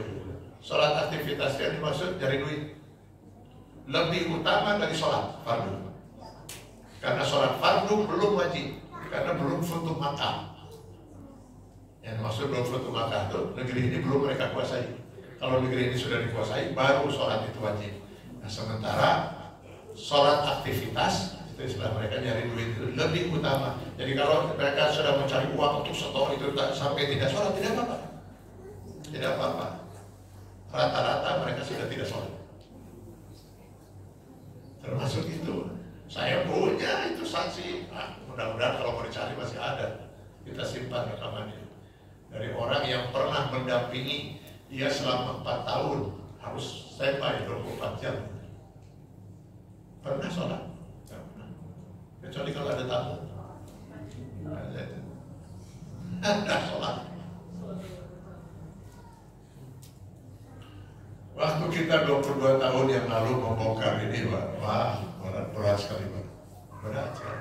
Kenapa? kita mengeluarkan fatwa di Forum Ulama Aman, hati-hati, ini ada gerakan RI KW9 mengajarkan 9 ajaran sesat. Kita keluarkan fatwa di saat umat Islam sedang ramai-ramai berkunjung ke sana, banggaan dengan pesantren kalian. Oh, majelis taklim pada sana, luar gedung. Kita mengeluarkan fatwa itu, sehingga banyak kita diserang juga. Diingatkan, hati-hati kiai, mungkin Pak Kiai kena fitnah, gitu ya. Hati-hati, pecah belah. Ini pesantren kebanggaan ini se-Asia. Ya tentu saja kita mengeluarkan fatwa nggak sembarangan, Pak. Kita punya saksi, punya sekian bukti. Saya sempat ditelepon berapa kali dari Kalimantan, dari Sulawesi yang orang tuanya menyekolahkan anaknya di Al-Zaitun. Pak Kiai, hati-hati. Mungkin ini ada upaya ngadu domba dan sebagainya. Anak saya disekolahkan di Al-Zaitun. Anak saya tetap sholat, baca Quran dan sebagainya. Sudah berapa tahun saya bilang anak bapak dan ibu di Al-Zaitun? Sudah 2 tahun. Nah, 2 tahun lagi saya bilang bapak ibu akan telepon saya sambil menangis. Kenapa? Kita punya sekian ustadz yang mantan guru di Al-Zaitun, bahwa ajaran sesat mereka itu baru diajarkan kepada para santrinya di tahun keempat. Kenapa di tahun keempat? Jadi mereka ketika mendaftarkan anaknya, dikumpulkan sama orang tua itu, lalu dibacakan pada hari itu, wah sedang suasana dibacakan aturan di sekolah ini 1, 2, 3, 4, 5, baca gitu, saya udah gitu suruh tanda tangan. Mereka banyak kan nggak ngikutin apa yang dibaca itu, tanda tangan. Salah satu di antara yang mereka tanda tangan, mereka setuju untuk tidak mengambil ijazah anak mereka kecuali setelah anak itu sekolah 6 tahun. Kalau sekarang ajaran sesatnya itu diajarkan di tahun pertama, orang tuanya sudah melihat anaknya kok jadi tidak sholat, tarik keluarkan, mereka rugi kan ya. Tapi kalau sudah 4 tahun, lalu dia tahu anaknya sekarang jadi berubah, mau dikeluarkan sesuai dengan perjanjian, mereka tidak akan ngambil ijazah kan. Kalau tetap dikeluarkan berarti mereka anaknya rugi 3 tahun. Kalau dia masuk ke SD berarti dia akan masuk lagi SMP kelas 1, rugi 3 tahun. Jebakannya luar biasa. Luar biasa jebakan mereka. Nah, setelah 4 tahun baru mereka keren betul. Ini anak kami kumpul banyak di Jakarta ya. Pada waktu itu tarik. Yang hebat itu waktu kita keluarkan fatwa itu Menteri Agama Malaysia. Begitu mendengar membaca fatwa kita pada waktu itu, mereka membentuk tim investigasi 6 bulan kerja itu tim investigasi Malaysia.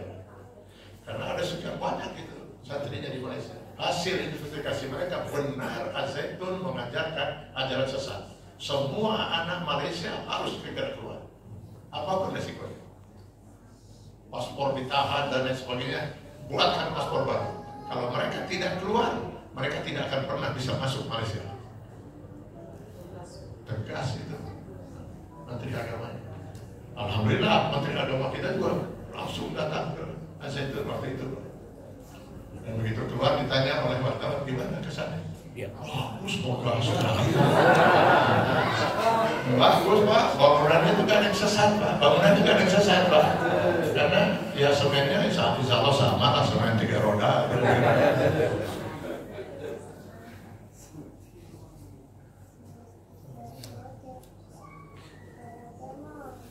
Saya dulu Pak kita di Forum Ulama Umat Indonesia itu sampai punya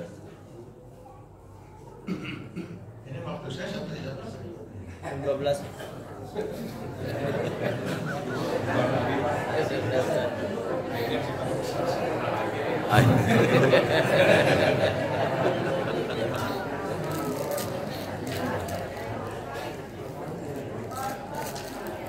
Masih bisa 10 menit lagi Bu? 16.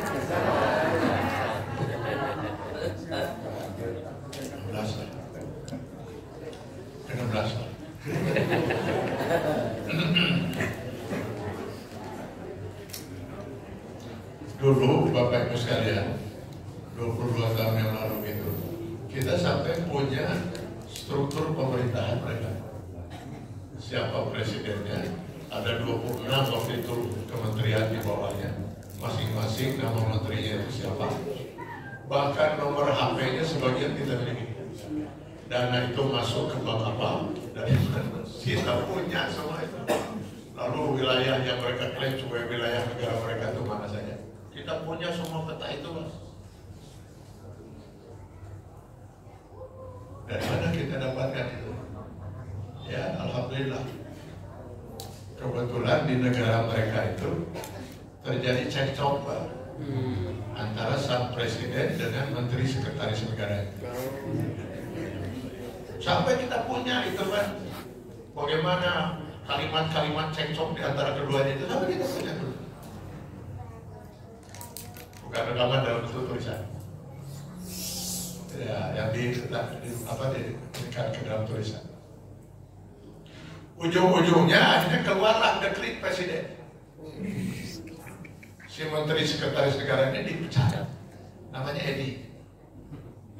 Edi ini adalah menantu dari Adah Jailani. Posisi Adah Jailani pada waktu itu adalah penasehat presiden di negara itu. Edi dipecat. Karena dia adalah menteri sekretaris negara, begitu dia keluar, dipecat. Keluar juga dokumen negara. Anda tahu kami sedang membongkar ini, maka memang bukan Edinya yang datang. Ada orang yang diutus oleh dia. Nyampaikan pada kami, maka mungkin ini bisa membantu untuk membongkar ini. Kita untuk apa ini? Aparat bukan kita. Lalu saya komunikasi dengan Polda Jawa Barat. Saya serahkan semua dokumen itu kepada Kapolda langsung. Maka ini ada negara dalam negara, itu kan gitu. Saya serahkan dokumen yang sama ke Pangdam Silwangi pada waktu itu. Saya datang. Selanjutnya mulailah perdatangan di Jawa Barat, di pusat, Mabes Polri, mau pada datang minta maaf.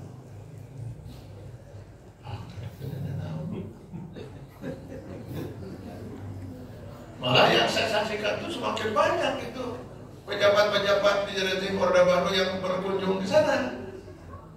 Ada Habibie waktu itu ya, Yusuf Kala, ada Menteri Agama itu tadi, dari Cendekiawan ada siapa ya? Sediki itu sama? Jimli Sediki, ada banyak Pak. Makanya saya sempat nyeletuk gitu kan. Wah, ini kelihatannya ada kunjungan bilateral dari negara Republik Indonesia ke negara Islam.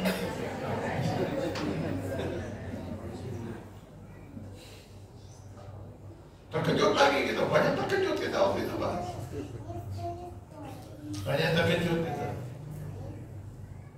Karena ada seorang pejabat di Jakarta membuat pernyataan keras sekali pernyataan. Siapa yang mengganggu Al-Zaitun, iblis. Dan kalau tetap mengganggu Al-Zaitun, saya gebuk. Wah, malah kita yang mau digebukin. Kita mau menyelamatkan negara, kok kita digebukin. Teman-teman di Jakarta, saya dengar mereka lapor ke Mabes. Gimana ada seorang pejabat sampai mengancam warga negaranya.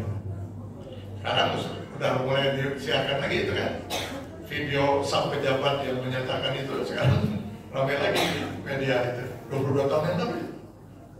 Nah, sekarang dia diam Pak, nggak keluar suaranya, karena ternyata yang dianggap itu semakin banyak.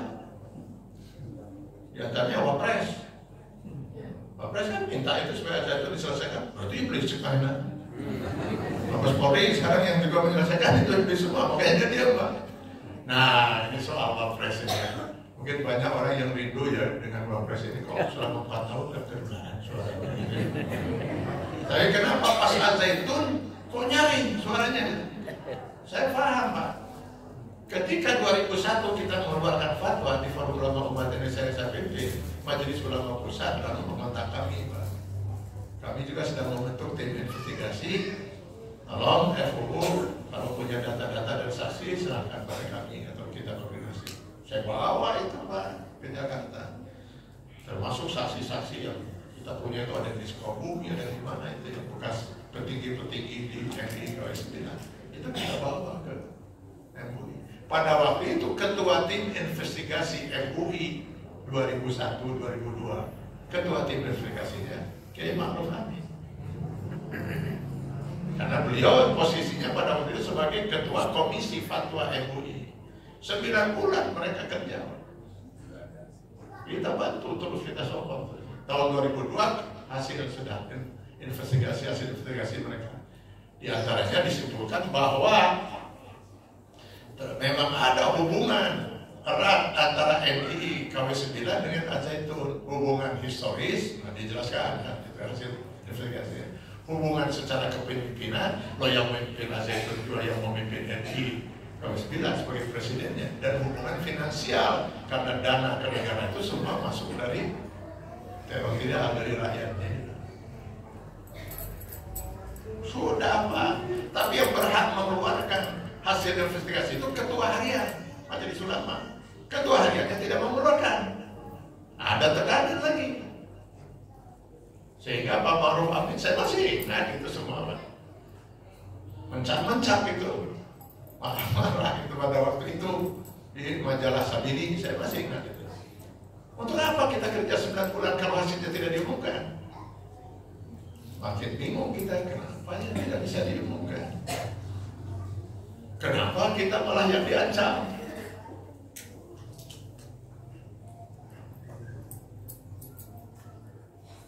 Barulah semua terbuka untuk saya. Ketika datang ke rumah saya, seorang sudah sepuh waktu itu, sudah sangat sepuh. Namanya Abdul Fattah Wiranandapati. Dia adalah kaki tangan kuasa usaha tertinggi, panglima tertinggi DITI Kartosuwiryo. Rumahnya waktu itu di Tanjung Sari. Di situ ada polsek kalau salah, polsek Tanjung Sari. Sampingnya ada jalan masuk itu berapa meter ke bawah. Saya nggak kenal beliau. Saya nggak kenal dengan orang-orang dari Kartosuwiryo. Beliau yang datang karena mendengar kita sedang membongkar itu. Pertama kali datang dan pertemuan yang kedua kali datang beliau ke rumah saya. Ya masih ngambang-ngambang pembicaraan. Rupanya dia mungkin masih mempelajari saya ini siapa, misalnya. Bisa dipercaya atau tidak gitu untuk memahami. Pada waktu datang yang ketiga, baru terbuka. Saya ini katanya kuasa tertinggi dari Kartosuwiryo yang diberi wewenang oleh Kartosuwiryo untuk membentuk KW, Komandan Wilayah, dalam negara NI. Saya yang diberi wewenang itu atas izin dan sepengetahuan dan restu Pak Kartosuwiryo, saya mendirikan 6 KW. KW 1, Komandan Wilayah 1, Jawa Barat, KW 2, Jawa Tengah, KW 3, Jawa Timur plus bagian Kalimantan, KW 4, Sulawesi, KW 5, Aceh, KW 6, Palembang. Itu yang saya buat. KW 9 siapa yang membuat? Nah, baru saya tahu, oh iya dong. Berarti ini bukan NII KW 9 ini. Ini NII gadungan ini. Di sana masih ada hasil investigasi MUI, Pak. Kalau hasil investigasi MUI ini bonekanya di Purtopo. Lihat itu, silakan, itu ada di MUI pusat itu data-data. Mana saya sudah tahu ini? Kata Abdul Fattah Wiranandapati, ya ceritanya begini katanya. Ketika Kartosuwiryo itu DIT Kartosuwiryo ini sangat mengganggu rezim Orde Baru, makanya dikejar dari hutan ke hutan terus kan gitu. Nah, suatu ketika sudah terkepung lah kita gitu ya. Kartosuwiryo sudah mulai sakit-sakitan. Maka mulailah kita kita banyak yang mulai resah. Ya. Ini gimana nasib kita? Ya. Salah seorang di antara orang dekatnya Kartos Wiryo namanya Adam Delani. Dia turun gunung meninggalkan Kartos Wiryo. Lalu menghadap Kodam 3 Silwangi. Menyatakan saya tobat. Meninggalkan NKRI dan kembali ke NKRI. Tobatnya di depan Kodam 3 Silwangi, dia tanda tangani di atas meterai dengan ada sekian saksi. Itu dokumen itu fotokopinya diserahkan oleh Abdul Fattah bin Al-Ghaffati pada saya. Bagi Kartos Wiryo, DIP Kartos Wiryo, adanya pengkhianat. Pengkhianat itu bagi mereka. Tapi mungkin bagi rezim Orde Baru pada waktu itu, ini bisa jadi pahlawan. Tarik ke Jakarta, tiba-tiba ada di Jakarta, lalu senang hidupnya, punya modal usaha, punya dan sebagainya. Lalu tiba-tiba memproklamirkan berdirinya NI KW9. Asapilaku ada menyatakan keluar tobat meninggalkan NII lalu membentuk NII lagi di Jakarta, kan aneh. Nah, ketika NII NII Gadungan ini masih dipimpin oleh Adam, ajarannya masih belum kacau, Pak, karena dia orang NII kan ada. Barulah kemudian ketika kepemimpinan itu diserahkan pada Panji Gumilang. Panji Gumilang bukan orang NII. Setahu kita beliau itu juga adalah orang yang pengikut ajaran Jemaah Kerasulan, ajaran Isa Bugis, yang ajaran sesat. Waktu itu dia sedang buron di Malaysia. Pertanyaannya, siapa yang menjemput Panji Gumilang di Malaysia untuk dia kembali tanpa diproses hukumnya bahkan diserahkan jabatannya? Kalau Bapak bisa menemukan majalah Tempo tahun 2002, lengkap itu majalah Tempo menjelaskan itu. Cerita ini semua, termasuk siapa yang menjemput, siapa yang mengirimkan. Akhirnya dia pulang ke Jakarta, lalu dibaiat menjadi orang NI, lalu diserahkan untuk memimpin NI. Boneka itu kalau menurut hasil investigasi MUI pusat. Karena mungkin sudah mulai jelas ya Pak. Jadi kemarin mulai lagi Pak, ke rumah saya sudah mulai lagi dari Polda datang silaturahim, dari Polda datang lagi, dari Mabes sudah datang. Lalu saya tanya Pak, ini kelihatannya kali ini serius nih Pak. Serius Pak.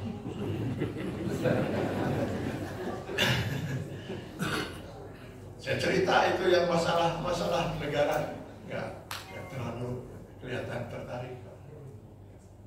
Jadi kelihatannya hanya masalah penodaan agama. Hanya masalah penodaan agama. Fatwa MUI sudah, insya Allah sudah ada, tapi tidak diumumkan karena itu akan diserahkan langsung ke Bariskim. Saya dengar seperti itu. Tapi kalau hanya penodaan agama berarti cuma satu orang yang dipermasalahkan. Nggak akan berubah apa. Pemerintahannya kan jalan terus. Di bawah itu anak-anaknya, di bawah itu keluarganya. Semua kekayaan itu sudah atas nama sertifikat atas nama dia dan keluarganya. Sekian ratus hektar atas nama dia, sekian puluh hektar atas nama istrinya, sekian puluh hektar atas nama anaknya. Dari mana harta sebanyak itu diperoleh? Ratusan hektar.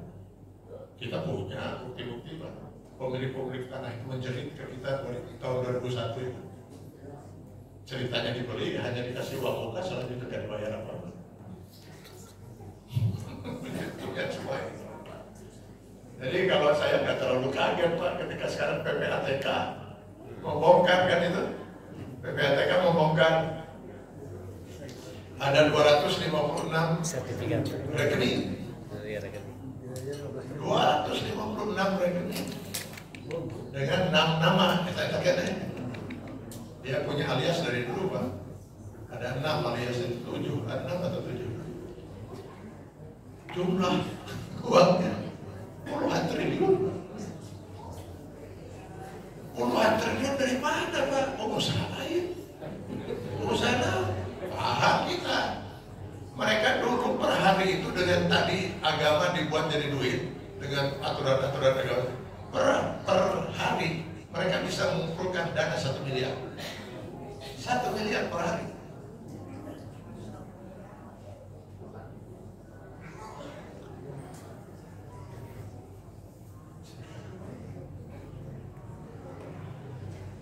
Jadi nggak kaget kalau saya uang triliunan itu sekarang sudah hampir 30 tahun, 26 tahun, 98 dan 25 tahun, tinggal kali saja.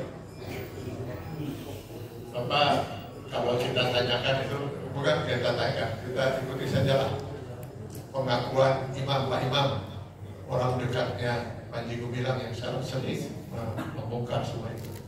1 miliar itu dari mana per hari dia dapat? Ya kalau mencuri beresiko. Paling tadi nyuri harta orang sudah nggak punya uang, ya nipu teman atau siapa gitu, bikin statement. Nah, termasuklah katanya paling banyak hasil mereka itu dari yang beredar-beredar itu, yang datang ke masjid bagi-bagi amplop kosong. Yayasan naon, apa susah buat yayasan itu berapa menit lah yang settle itu. Tolong Pak ya, tolong. Saya nggak tahu, mungkin saja ada yang benar itu. Tapi selama ini yang saya coba tangani, kebetulan Pak, saya benar. Kebetulan itu saya belum menemui yang benar itu. Saya ambilin dari jalan Pak, saya bawa ke polsek. Kalau kita tanya itu dan sama sudah macam.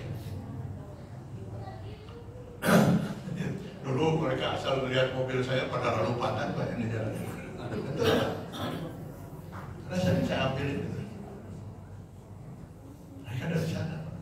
Jadi tolong Pak, kalau datang yang semacam itu yayasan ini dari Garut, pesantren anu, tolong dicek dulu.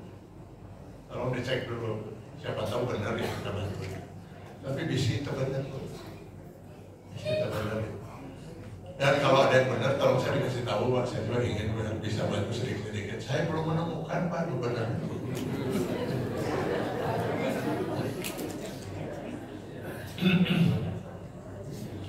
Banyak ayah pesantren di Garut ketika dengan duit tabarruk Pak. Dia mau bawa umat Islam para dengar. Kalau dengan duit tabarruk. Yang hebat lagi itu yang saya temukan di jalan, dulu pakai suka seragam jas hijau itu bawa di kotak-kotak ada tulisan itu 3 pernah saya masukkan ke mobil Pak.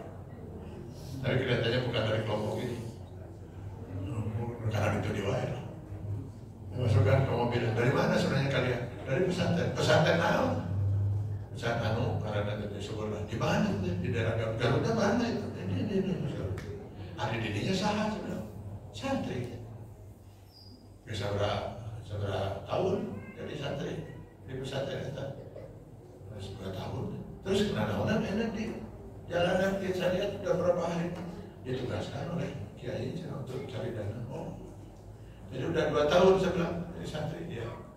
Hari Al-Quran seberapa? Jumlah suratnya berapa? 300. 300 bisa apa? Coba baca doa iftitah sholat, tak bisa Pak.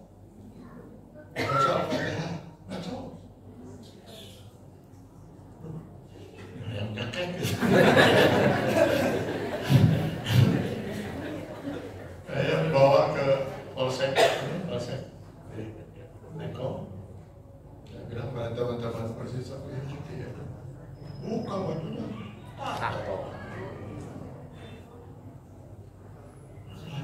Saya nitip sebenarnya saya bilang, saya ceramah jadi terlambat sebenarnya. Saya habis ceramah di Departemen Keuangan Asia Afrika waktu itu Pak. Jadi memang boleh silakan situ.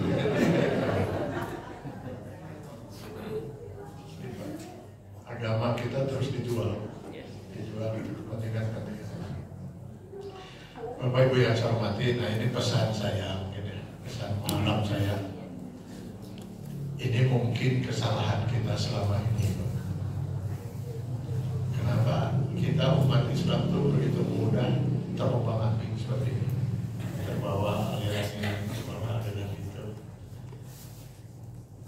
Karena fungsi Al-Quran salah satunya itu di Al-Baqarah 185 adalah sebagai Al-Furqan. Ini yang menurut saya itu tidak tersampaikan dalam dakwah. Kalau fungsi Al-Quran sebagai hudan linnas wa bayyinatin minal huda, sebagai petunjuk hidayah, ini sampai insya Allah. Tapi sebagai Al-Furqan, sebagai pembeda, pemisah, mana yang hak, mana yang batil, mana yang sesat, mana yang tidak, mana mukmin, mana kafir, nyaris ini tidak tersampaikan. Kenapa? Ya karena dakwah kita ini lebih banyak diatur oleh masyarakat. Tema disiapkan, dititipi, ada yang berakhir. Saya dulu ketika sering diundang oleh instansi pemerintah, selalu itu titipannya. Tolong jangan bicara masalah korupsi.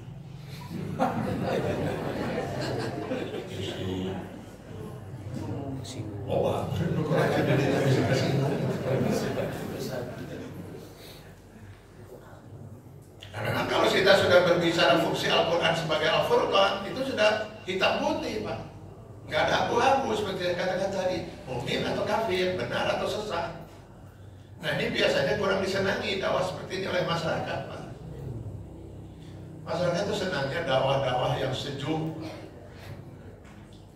Aduh ya itu Ustaz, ya Allah, kalau sudah berdakwah sejuk karena hati ini. Sehingga saya yang tukang maksiat seperti itu tenang.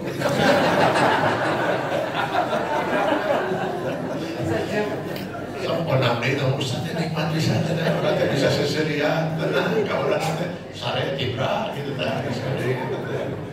Tolong Ustaz jadi pernah jadi orang kali waktu kita ya Allah, kadang dari 5 menit di mimbar terus nyari neraka, nyari itu. Saya pernah ngajengnya sekali tidur putihnya saya sare. Terus tapi orang nanti coret karena tapi orang nanti akhirnya ada fungsi Al-Quran sebagai Al-Furqan itu. Jadi mereka yang tersesat itu mengira itulah Islam. Mereka sudah tertarik pada Islam, tapi nggak tahu Islam itu kumaha, boleh dan Islam itu kumaha. Ketika dibawa oleh aliran sesat, mereka mengira itu Islam. Bukan siap untuk mengkafirkan yang tidak seperti itu. Bahaya. Jadi pantaslah kalau Rasulullah SAW itu dibimbing oleh Allah Subhanahu Wa Taala di dalam mengislamkan manusia. Coba kita lihat, 23 tahun masa risalah, 13 tahun pertama di Mekah, apa ayat yang turun? Ayat iman. Ya ayuhan nasu taqullah, ya ayuhan nasu qulu rabbakum alladzi khalaqakum, ya ayuhan nas, ya nas, bertakwalah hanya kepada Allah. Siapa Allah? Jelas dulu nih kan. Hanya keimanan, enggak ada perintah ibadah. Satu-satunya perintah ibadah yang turun di fase Mekah hanya sholat. Itu pun 1,5 tahun sebelum hijrah Nabi Muhammad ke Madinah. Semua aturan syariat dan ibadah turunnya di Madinah. Saum, perintah haji, perintah semuanya di Madinah. Setelah manusia itu betul-betul beriman. Ya walladzina amanu aqimus shalah. Kalau memang kalian sudah beriman, kutiba alaikumusiyam. Kalau memang kalian sudah beriman, iza nudiya lis-shalat min yaumil jumu'ah fas'au ila dzikrillah. Kalau memang kalian sudah beriman, jaga dirimu dan keluargamu dari akhirat. Iman dulu, Pak. Maka Allah menggambarkan di Ibrahim 24-25, iman, keimanan, akidah itu ibarat akar pada sebuah pohon. Alam tara kaifa daraballahu masalan kalimatan thayyibatan kasajaratin thayyibatin asluha sabil. Kalau akar pohon itu sudah kuat, insya Allah angin sekencang apapun dia tidak akan tumbang pohon itu. Tapi kalau akar pohon itu lemah, cuma angin kecil saja, angin sepoi-sepoi, jatuh dia tumbang. Itulah akidah. Kalau akidah sudah kuat, insya Allah aliran sesat apapun dia sudah tahu kalau itu sesat, dia tidak akan terpengaruh. Tapi kalau akidahnya lemah, dia tidak tahu kalau itu sesat. Dikira itulah yang benar, maka dia tidak akan masuk. Maka marilah kita bekali anak-anak kita, anak cucu kita dengan akidah yang kuat agar mereka tidak terombang-ambing di masyarakat oleh karena pengaruh pemikiran dan paham yang sangat sesat dan menyesatkan. Inilah mungkin yang ingin saya pesankan. Mudah-mudahan kita bisa menyelamatkan akidah kita dan menyelamatkan akidah anak cucu kita, sehingga kita semua selamat dunia dan akhirat. Selamat tahun baru Islam. Semoga Allah selalu mencucurkan rahmat, karunia, inayah, taufik dan hidayah kepada kita. Alhamdulillah, saya tawarkan bismillahirrahmanirrahim. Alhamdulillahirabbil alamin. Wassalatu wassalamu ala asyrofil anbiya'i wal mursalin wa ala alihi washabihi ajmain. Allahumma innaka afuwwun karim tuhibbul afwa fa'fu 'anna ya karim. Allahumma ighfir lana wa liwalidayna warhamhuma kama rabbayana shighara wadkhulhuma fi jannatika an-na'imah ma'asy-syuhada'i was-shalihin wa ma'a nabiyyikal mursalin bi rahmatika ya arhamar rahimin. Allahumma ighfir li abaina wa li ummahatina wa li ajdadina wa li jaddatina wa li kulli masyayikhina wa li jami'il muslimin wal muslimat wal mu'minina wal mu'minat al-ahya'i minhum wal amwat innaka karimun mujibud da'wat ya rabbal alamin. Allahumma inna nas'aluka salamatan fid din wa afiyatan fil jasad wa ziyadatan fil ilm wa barakatan fil rizq wa taubatan qabla al-maut wa rahmatan 'inda al-maut wa maghfiratan ba'da al-maut. Allahumma hawwin 'alaina fi sakratil maut wa najata minan nar wal 'afwa 'inda al-hisab. Rabbana atina fid dunya hasanah wa fil akhirati hasanah wa qina azaban nar. Subhana rabbika rabbil izzati amma yasifun wa salamun alal mursalin walhamdulillahi rabbil alamin. Baik Bapak-bapak dan Ibu sekalian, bagi yang punya kesempatan mungkin kalau mau ikut kajian rutin saya di Masjid Al-Fajar setiap hari Sabtu jam 10 sampai zuhur. Beberapa di antaranya yang biasa hadir, ya. Mudah-mudahan Allah selalu membimbing kita di jalan yang terbaik. Billahi taufiq wal hidayah. Assalamualaikum warahmatullahi wabarakatuh.